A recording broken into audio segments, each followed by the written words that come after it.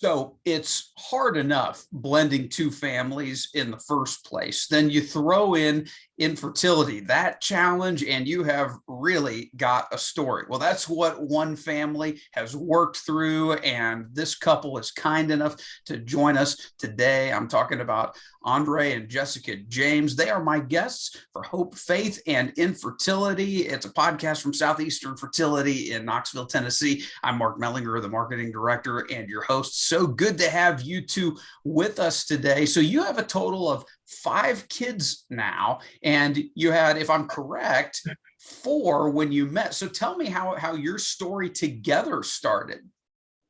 Absolutely. Go ahead, babe. So we both went to the same gym, and we both previously were in marriages. We didn't really know each other at all.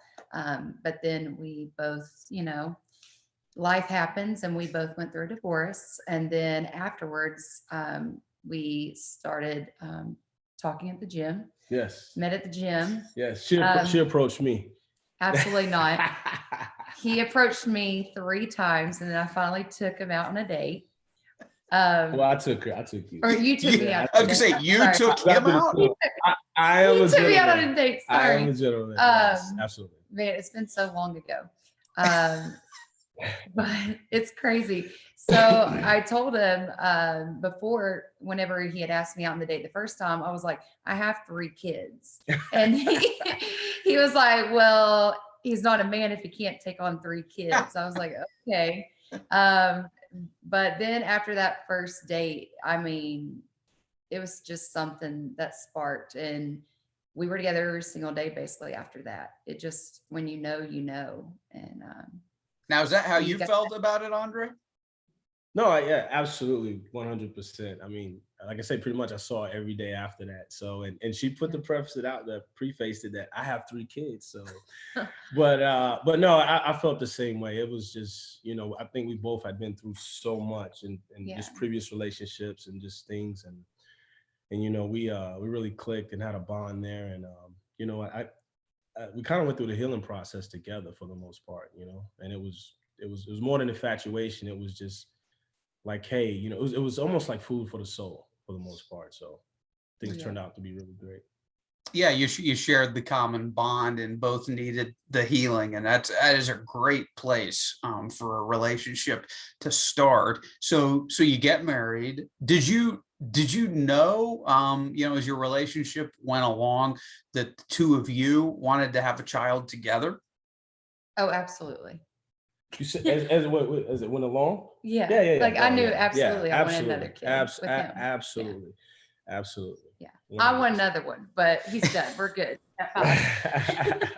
She has really turned up the heat. I'm really trying to get him to give me another trying one. to have one more, Well, happy wife, happy life. That's all I'll say, but something to think about, Dre. So, but we're putting the cart before the horse here. So obviously you guys ran into some challenges trying to have a child together. Talk about that.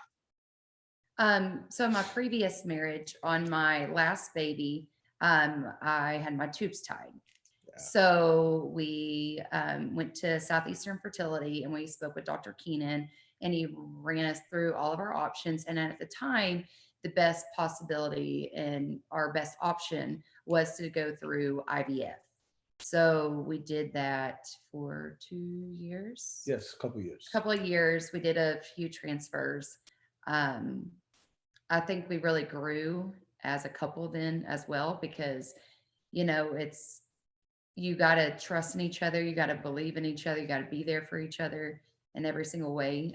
He was giving me my shots, because there's absolutely no way I couldn't give myself my shots. But, it just wasn't in God's timing then. Absolutely. And at the time, I was just broken down, because I said, I was able to have 3 kids, in 3 years. Why can't I now? But God has a perfect timing and plan for each and every one of us. And so whenever the last transfer didn't work, Dr. Keenan threw out the option, why don't we do a tubal reversal? At the time before, we didn't think about that, because I'd had all C-sections, and that was going to be another, surgery. But it went great. And within 6 months, we got pregnant. And it all timed up because we got pregnant right after when COVID happened. And so that helped us because we weren't on doing our touring then, and we were able to focus on having a baby. Yes, it was just, absolutely. It was a great time. So, I mean, God knew exactly that it needed to wait for us to be able to have it. Well, and now you have your son, Tyson, who's just a little over a year old. I mean, tell me about this little guy. You brought him into the office here just a couple weeks ago. Great looking kid. Andre already has athletic visions of glory in his head. He's already thinking that, what kind of a 40 is he gonna run? Tell me about this little man. Oh, he is perfect. I know every parent says that, but he is absolutely perfect. I love him. Phenomenal. His personality is amazing. Yeah. I joke with Dr. Keenan. I was like, hey, man, going through this process, he needs to come out. He needs to be 6'4". He needs to grow 6'4", run a 4.3 40 for this process that we went through, which was a great process. I kid about that, but I was like, hey, man, he needs to come out and grow up to be a beast. So, but man, whatever God's plan for him to become, I just pray he's a good person, good Christian man. Just overall, just a good heart. So, but he's a joy, man. He is beautiful, awesome. Beautiful baby, man. Beautiful. He's awesome. That's why I want 10 more. He's so awesome. She keeps upping the number. As long as we stay on this podcast, man, she's gonna keep upping the number, man. You're gonna need him to be a star athlete to take care of all those other kids. To take care of us. Absolutely. So so a couple things on this. How have your other kids, obviously who are quite a bit older now, how have they adjusted to having, really a little baby brother? Oh, they fight over him. Yeah, they're all in love with him. It's absolutely shocking. Not shocking, but man, it's a joy to see. Yeah. Like literally when he wakes up in the morning, they race to be the first one that he sees. Yeah. And they're always, we have to scale him back a little bit. Like, hey, let him play by himself a little bit. And, for the longest time, he started to crawl later than a lot of his other little peers in his in the daycare, because our kids would always carry him around. We're like, hey, put him down. So, in the same way we're walking, like, hey, put him down so he can learn how to walk. But man, they absolutely love him. They fight over him, and it's been a great thing to see. And he loves them so much. You can tell just the love that they have for each other. Absolutely. Man, this is, the song that comes to mind. I'm not a big modern country music fan, but I'm more of a rock guy. But I think of that song, "God Bless the Broken Road," because that's really sort of what it has been for you guys. Talk about how this journey. You're both people of faith. Talk about how this journey has shaped your faith and your relationship with God. You talked about how it's brought the two of you together, and you bonded over the opportunity to heal. How has it impacted each of your relationship with God and your faith? Well, one thing I will say that's really, I have a friend. He's also a business advisor for us, and when he met Tyson for the first time, we were just kind of talking and everything, and he was like, hey, man, this right here, this completes your family. It brings it full circle. It closes any gap, and he knows, just the past and things that we've been through. And I feel like we're a total unit now. And then we've always been family, but man, this right here just made us so tight knit and really connected everybody. Our kids said that. Even the kids said the same. Tyson's a part of all of us. All of us, and it's just like, man, it's just been a jewel. It's been a true jewel, And even the process and going through it, kind of what you were saying, it wasn't the easiest process. IVF, even the tube reversal.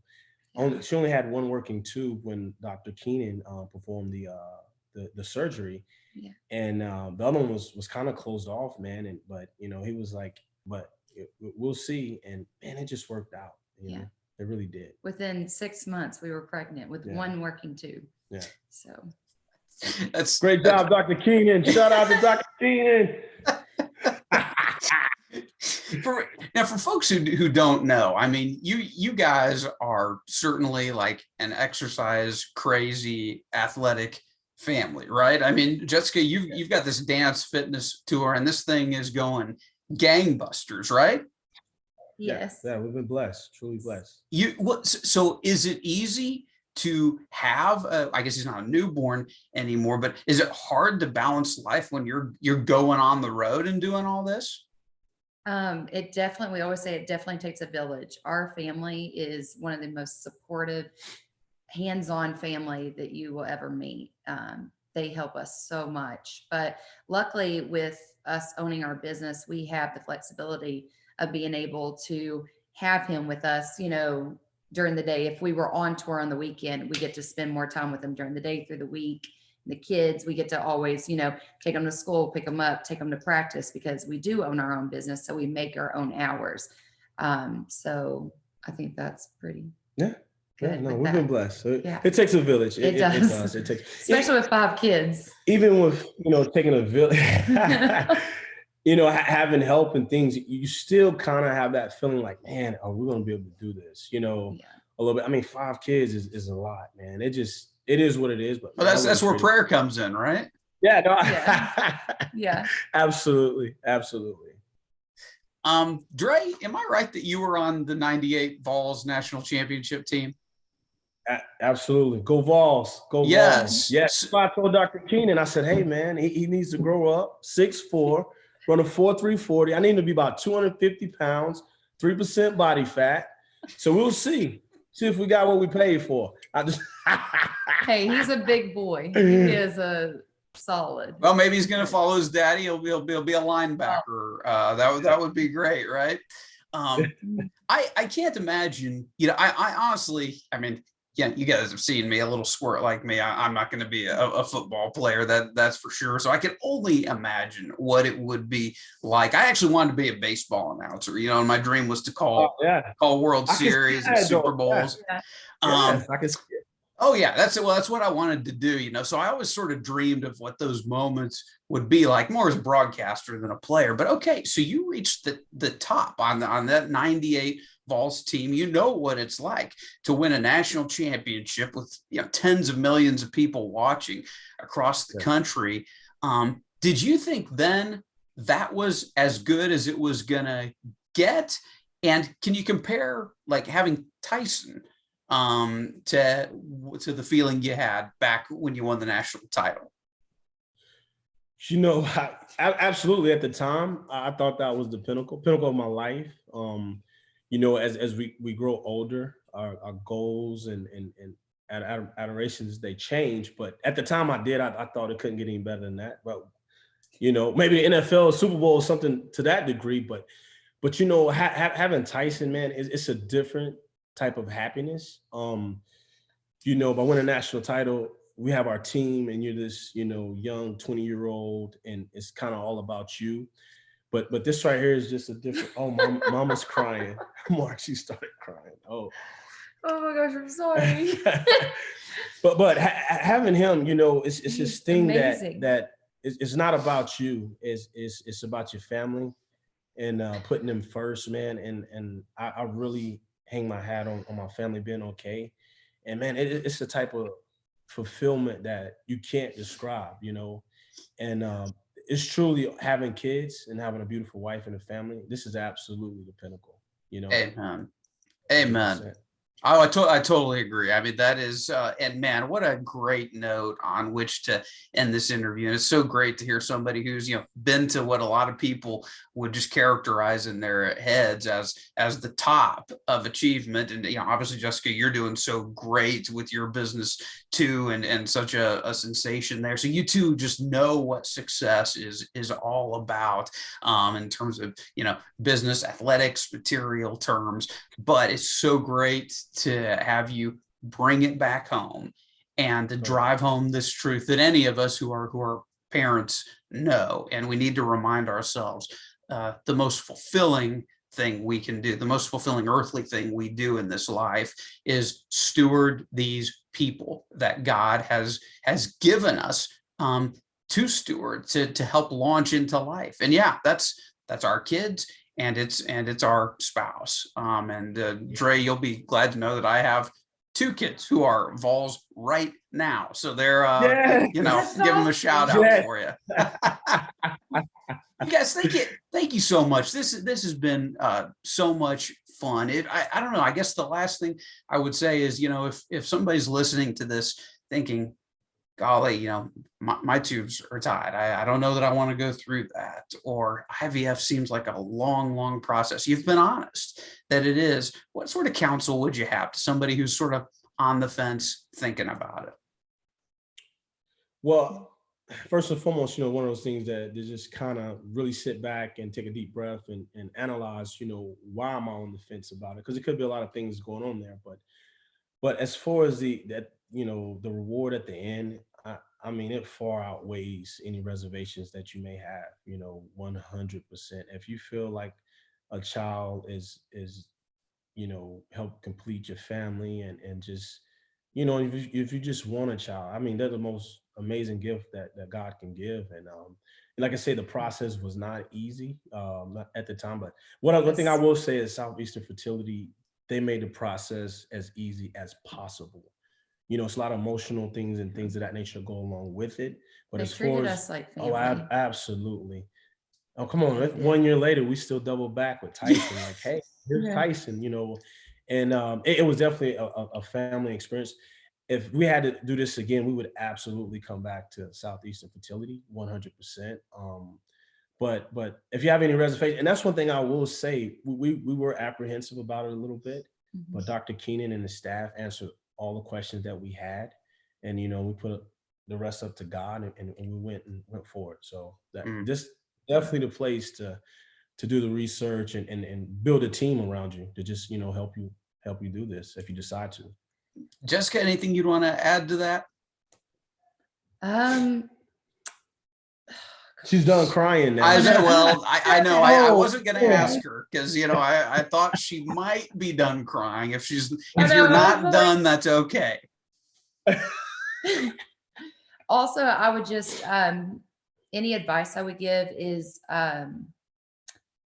for all the women who maybe are thinking about going through IVF or tubal reversal. If it doesn't happen the first, second time, third time, don't ever blame yourself.